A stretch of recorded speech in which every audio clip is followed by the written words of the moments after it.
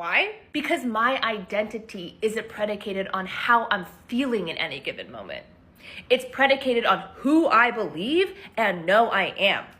What do I think is inevitable for Courtney?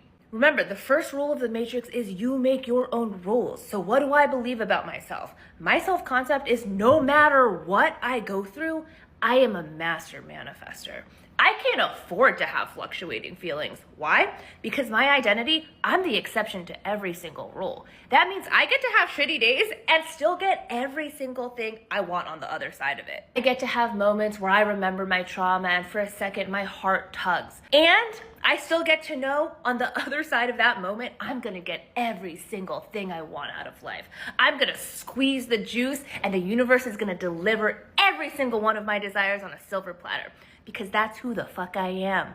Everything I go through, every feeling, every trauma, every breakup, it makes me more of the person I want to be. It turns me into more of that icon. It makes me even more weaponized in my adversity because remember, when it comes to manifestation, your adversity is your accelerant. You think you're going through all this bullshit not to have an insane victory on the other side?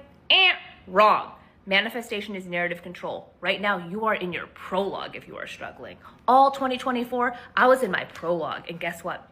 Come January 2025, I popped the fuck off. 3 months into TikTok, I had 100,000 followers. So if you don't have to feel like your future self all the time, what do? You just have to behave like the file is already live. Even in collapse, even in doubt, even when it's boring, especially when it's boring. You take that elevator to the penthouse, even if you're getting off at level 3, and you leave that 3D on red. This isn't just method acting, in other words. This is method being. But you get there through relentlessly method acting first. You know what I mean? Okay, let's talk about what I've coined the amphibian test.